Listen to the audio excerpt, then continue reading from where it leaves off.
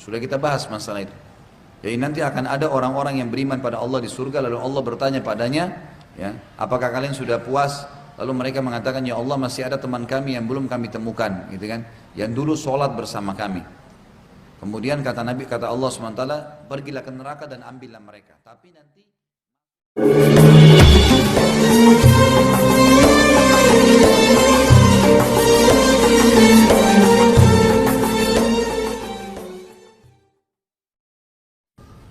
apakah sekarang neraka sudah dihuni oleh manusia, Ustaz? Tidak ada manusia, tentunya manusia kayak kita dari anak Adam tidak ada. Tapi surga sudah ada. Penghuninya sudah ada, bidadari, bidadara sudah ada. Banyak dalil berhubungan dengan masalah itu. Gitu kan? Nabi SAW mengatakan sebelum manusia diciptakan, Allah Subhanahu wa Ta'ala menciptakan surga dan neraka sebelum manusia. Kemudian menyuruh Jibril mendatangi surga. Lihat tuh surga. Jibril AS ke sana. Kasih pendapatmu Jibril, ya Allah, tidak ada hambamu yang dengar saja, bukan lagi lihat, dengar surga, kecuali mereka akan bergegas mengejarnya. Lalu Allah Subhanahu wa Ta'ala menyuruh Jibril melihat neraka. Neraka diciptakan, diperlihatkan. Berikan pendapatmu. Setelah dia balik, dia mengatakan dengan azabnya, dengan siksanya segala macam, ya Allah, tidak ada hambamu yang dengar saja neraka, kecuali pasti dia akan menjauhinya. Lalu Allah SWT menghiasi surga dengan hal-hal yang dibenci oleh manusia, dan neraka dihiasi dengan syahwat-syahwat yang mudah untuk dilakukan, dan itu kemaksiatan, kerusakan, apalah segala macam. Lalu kata Allah SWT kepada Jibril, lihat kembali. Waktu dilihat kembali dari dua tempat ini, dia mengatakan, ya Allah, tentang surga, saya tidak menyangka ada hambamu yang selamat dari, saya tidak menyangka ada hambamu yang bisa masuk ke dalam surga ini. Karena beratnya hal-hal yang tidak diinginkan, bangun sholat malam, mengeluarkan harta, bantu orang miskin, suruh bakti dengan orang tua walaupun orang tua itu jahat, gitu kan, dan seterusnya, banyak hal. Dan tidak akan mungkin ada hambamu yang selamat dari neraka karena memang dipenuhi dengan kemaksiatan. Berarti surga dan neraka itu sudah ada, dan memang surga dan neraka ini ada penghuninya, ada penghuni dari bidadari, dari bidadara, semuanya sudah ada. Kata Nabi SAW, bagi jenazah yang mati, kalau dia sudah masuk di kuburan, sudah jawab pertanyaan malaikat, maka kata Allah SWT kepada para malaikat, bentangkan jalannya hambaku ini ke surga, sehingga dia melihat dan menikmati surganya di pagi dan petang hari. Hadis yang lebih jelas lagi adalah hadis Bukhari yang kata Nabi SAW, tidak ada seorang istri yang menyakiti suaminya di dunia, kecuali istrinya dari bidadari di surga, langsung berkata, semoga Allah membinasakanmu, dia sebentar lagi akan meninggalkanmu dan menuju kepada kami, gitu kan. Berarti sudah ada penghuni, gitu kan? Sudah ada penghuni, tapi dari ciptaan Allah. Karena bidadari, bidadara, hurun in, dan wildanun mukhalladun ini Allah ciptakan langsung, tidak melalui proses seperti anak Adam. Allahu alam, itu yang saya tahu.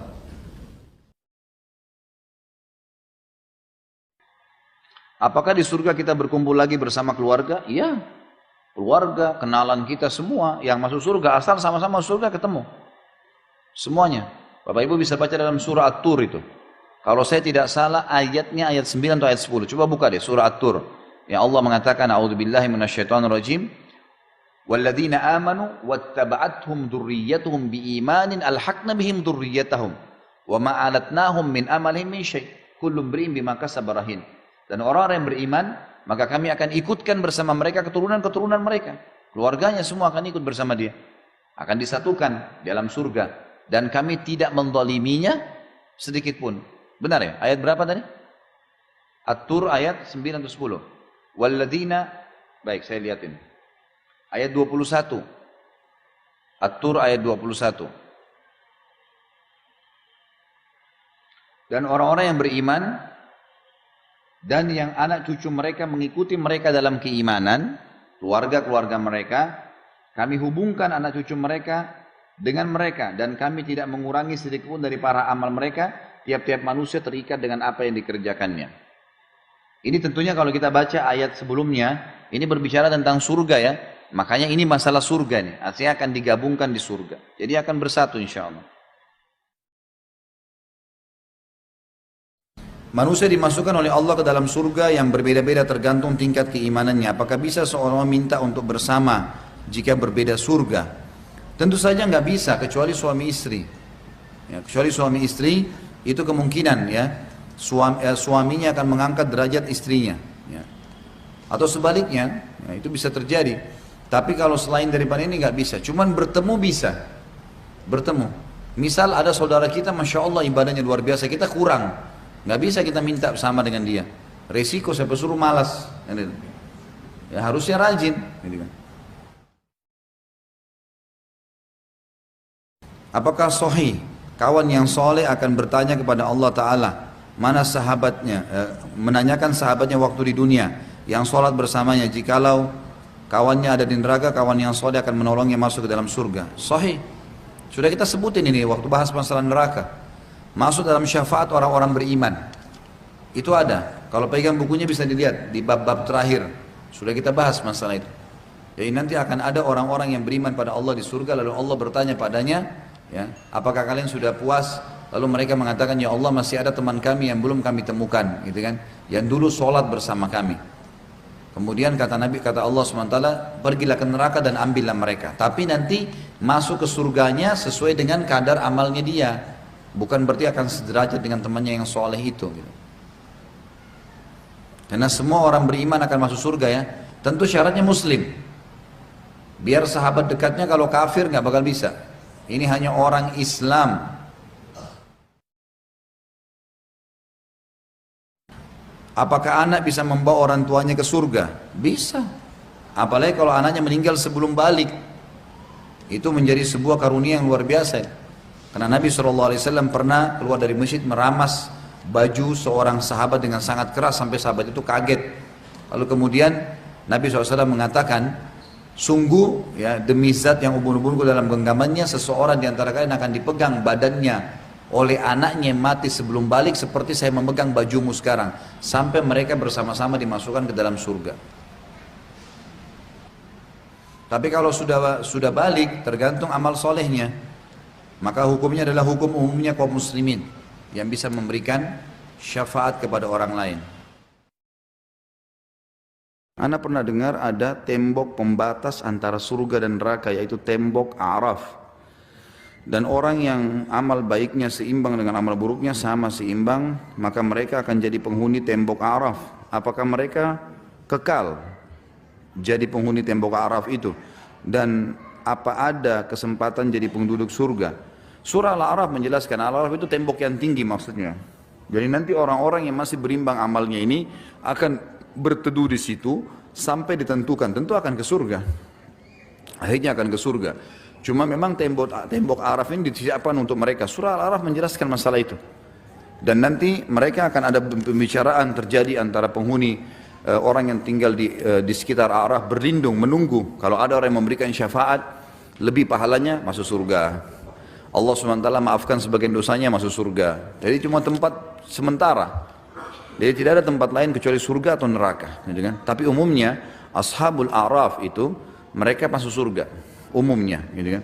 Karena memang mereka sebenarnya sudah berimbang antara amal baik dan amal buruk, dan mereka beriman. Itu adalah orang-orang beriman. Kita tahu konsepnya orang beriman pasti masuk ke dalam surga. Kalaupun masuk neraka hanya pembersihan dosa sebentar.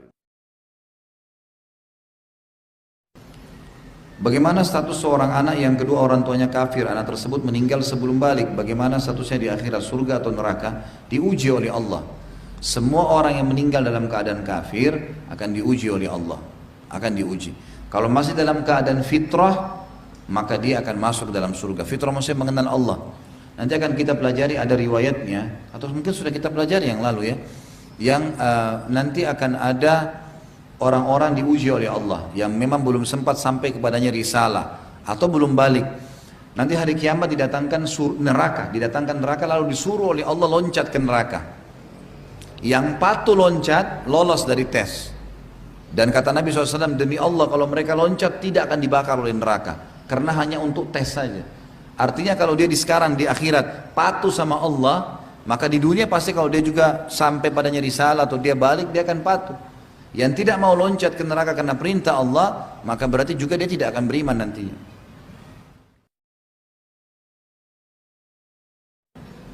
Ada hadis yang berbunyi tempatmu di surga, ada pada akhir ayat yang dibaca. Maksudnya apa Ustaz? Ayat terakhir yang dihafal atau yang dibaca?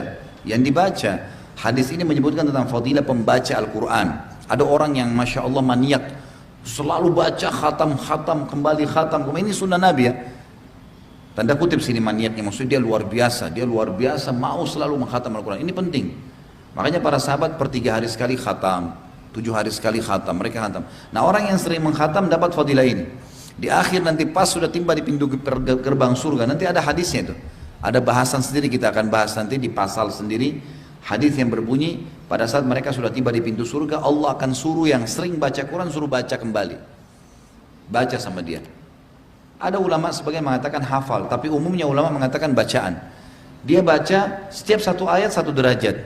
Sampai tiba di surga tertinggi, barulah Allah SWT mengatakan berhentilah, ini tempatmu, ya tempatmu di akhir ayat yang kamu baca.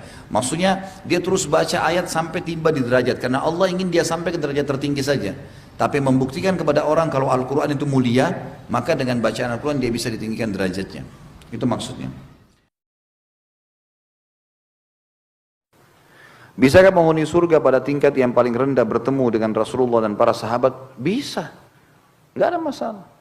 Penghuni surga yang paling rendah pun bisa menikmatin bertemu dengan Nabi SAW, bertemu dengan kerabatnya, sama teman-temannya, walaupun tingkatnya berbeda-beda. Nggak ada masalah. Dan di surga nanti teman-teman sekalian, ada orang-orang yang memiliki level di sholatnya tinggi, bagus sholatnya. Maka dia masuk di pintu surga nanti ada pintu khusus, camp istana khusus untuk sholat. Nanti dia dapat tempat-tempat yang terbaik sana. Mungkin puasanya dia rendah, mungkin zakatnya dia beda. Karena memang nanti ada pintu-pintu, jadi ada kayak pintu-pintu gerbang khusus untuk setiap ibadah. Kata Nabi SAW, nanti kalian akan dipanggil dari pintu sholat, yang suka sholat, yang rajin sholat. Dari puasa, dari zakat, dari haji, dipanggil semuanya. Jihad, kata Abu Bakar, ya Rasulullah, ada enggak orang yang dipanggil dari semua pintu itu? Artinya semua ibadahnya ada di situ, dia maksimal. Kata Nabi SAW, ada, dan saya berharap kau termasuk salah satunya. Jadi bisa, maka maksimalkan di semua ibadah teman-teman. Syaitan suka mencari di mana kita lemah. Kalau antum sholat sudah bagus, nanti puasanya yang diganggu, nanti zakatnya diganggu, nanti apa. Jadi kita harus komitmen untuk memperbaiki seluruh jenis ibadah kita. Apakah penghuni surga bisa melihat penghuni neraka maupun sebaliknya? Iya, bisa. Di waktu-waktu tertentu, tidak setiap saat tentunya. Sebagaimana memang orang-orang ahli surga bisa melihat neraka, dalam sebuah hadis disebutkan, sehingga mereka selalu bersyukur dan penghuni neraka bisa melihat penghuni surga. Tapi sepintas mereka melihat, maka mereka makin menyesal dengan perbuatan-perbuatan mereka. Tapi mereka tidak bisa, orang neraka tidak bisa menikmati surga itu. Sebagaimana di antara ayat disebutkan, penghuni neraka nanti akan mengatakan penghuni surga, minta agar diberikan sedikit apa yang Allah berikan kepada kalian. Maka kata penghuni surga, ini haram bagi kalian. Allah nggak bolehkan kami memberikan. Karena ada waktu di mana Allah kasih kesempatan, maka makin menyesallah.